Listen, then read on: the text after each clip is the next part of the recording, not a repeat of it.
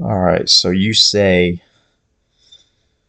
by autonomous free will, you're suggesting you choose morally and the sovereign Lord adjusts to your choices. That makes you Lord over you. Um, no, and let's be clear that the autonomous free will I speak of is that of making moral choices. My whole, every breath I take is a gift from God and is sustained by God. The very fact that I can walk and talk is a gift from God. And at any second, if God were to pull back his grace that holds the whole universe together, I'd be instantly annihilated, instantly gone. Um, so what we believe, the biblical view, is that man makes moral choices because man is created in the image of God. We're not animals. Animals are not created in the image of God. Man is. Animals live by their instincts. Man has the ability to make choices, to make moral choices, and to decide, and has a conscience and a mind, and can decide between right and wrong. That is, God determined that that's how he was going to create man. Man is doing exactly, in one sense, they're doing exactly as God desires, and that's ultimately he desires people to make their free choices and to choose hate or to choose love. But he doesn't determine those choices. He has only determined that we will have the ability to make choices. And your low view of God is that for God to know what the future is, to know the choices of man, he must determine such choices. That's just a very low view of the wisdom and the brilliance and the genius of God. The biblical view is that God is infinitely wise and he knows every choice that everybody is going to make. Nothing takes him off guard. He's not surprised by anything in that sense. But yes, it does make him angry. It does break his heart when men sin and rebel against him by their own free choices. Deductive reasoning itself debunks your Gnostic thinking. Um, my friend, you're the Gnostic. Augustine, who is basically the one who started this Calvinistic determinism way of believing, was a Gnostic. He came from a Gnostic background and he mixed it with Christianity. And any historian, honest historian, will agree that St. Augustine, was a Gnostic.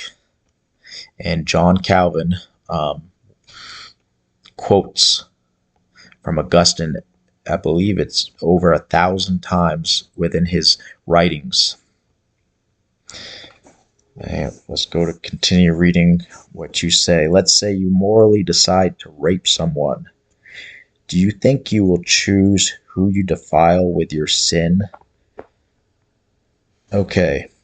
If you do, then not only are you thinking you're sovereign over your moral choices, but you believe you're sovereign over your victim's life as well.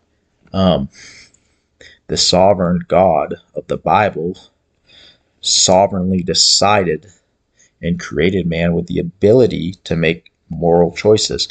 And can I just, if someone, let's not say I decide to rape someone. Let's say you decide to rape someone.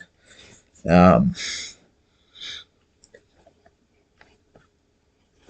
yes, it's absolutely your choice, and then there again, it's God's choice if He allows you. At any moment, the sovereign Lord can stop you in your tracks and kill you in a split second. So there again, if you do rape somebody, It's because the Lord allowed it. But the Lord did not create that thought within your mind and put that lustful, evil desire in your heart to rape someone. He's a holy God, and a holy God does not create evil. It's beyond a holy God to create evil and to think up of such evil morality. So that, I hope that makes sense. I'm afraid it doesn't. So let's go to your next comment. And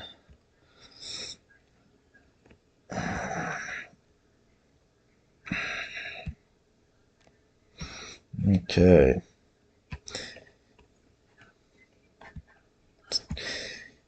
You saying man and Satan have an autonomous free will is you saying man and Satan are Elohim, self-existent. Nope.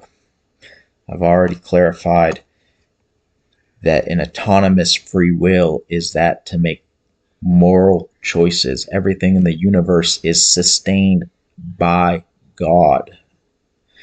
If within less than a second we're all gone, if God decides to take back the breath out of my lungs, but he has decided not to, and he's decided to allow man to make choices, to man to actually not be robots. Man can actually choose to love or hate. And then you say that's wicked. Even though you deny the Lord as your Lord, you'll bow your knee at the judgment seat of Christ and confess him as Lord. I don't deny him as Lord. He is my Lord. And I know him as my Lord. And I seek to follow him. And he knows me. And then you say in your imaginary autonomous free will that you worship. As I've told you, I don't worship free will. I don't really care anything about free will except that God gave, if you want to call it free will, according to the Bible, man makes choices. Man chooses to sin. It is not God who determined man to sin. And it's not about free will. It's about scriptural authority. And Scripture rejects your Gnostic view of determinism. It's your hateful Gnostic view of determinism. Your worship will prove your violation of the first commandment, and you will be found naked. No, because I worship the God of the Bible, and the God of the Bible reveals how he interacts with people and reveals how, in his holy character, he is not the one that puts lust and pride in man. Lust and pride comes from the world, not from the Father. And if God was the one who determined it and predetermined it before the foundations of the earth, then it would make God the source of evil, the source of lust, the source of hate. If you want to talk about deductive reasoning, well, you can follow that line pretty easy because God would be the first cause. God would be the one who thought of such heinous things and came up with these heinous things that he was going to determine for evil man to do. And as I've said, there's a complete different view. The biblical view is God knows the future. And God knows the choices that man will make. And then God does step in from time to time and determine, such as his son dying on the cross. But it was not God who put that hate in the hearts of those that crucified Christ. It came from themselves, from sin, from years and years of resisting God, and from choosing sin, they were filled with hate.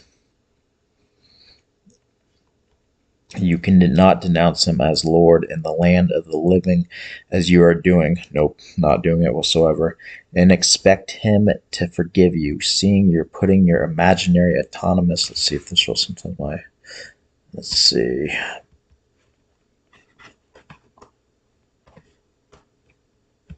It's not letting me scroll down. Oh, there we go. Autonomous. Seeing you are putting your imaginary autonomous free will in the place of the Lord, you have zero truth. So, okay. So with this, you've accused me of not knowing the Lord. So you're accusing a child of God, and the devil is the accuser of the brethren. You're lying because you claim to know. You claim to know that I worship free will, and I know for a fact I do not. So you have lied, and the devil is the father of lies. So my question is, why do you wish to walk in his path and follow after the devil? Now, I got some other stuff to say to you. Okay, you say I worship a God made in my image, but it's you. You worship the God of St. Augustine and John Calvin, the God who is a macho God who does what he will and determines, a God who's full of hate for the majority of humans, a God who hates the majority of humans and determine them to do wicked and evil and determine them to do wicked and evil, and determine them and who can resist God's will. And then he holds these people responsible. Responsible means able to respond, but they have no ability to respond in Calvinism. And then he casts them in hell so that he can boast and use them for his glory. That's not the God of the Bible. The God of the Bible is a holy God. The God of the Bible, as revealed in Jesus Christ, did not pass his enemies by. But you make him out to be a liar. In your view, Jesus does pass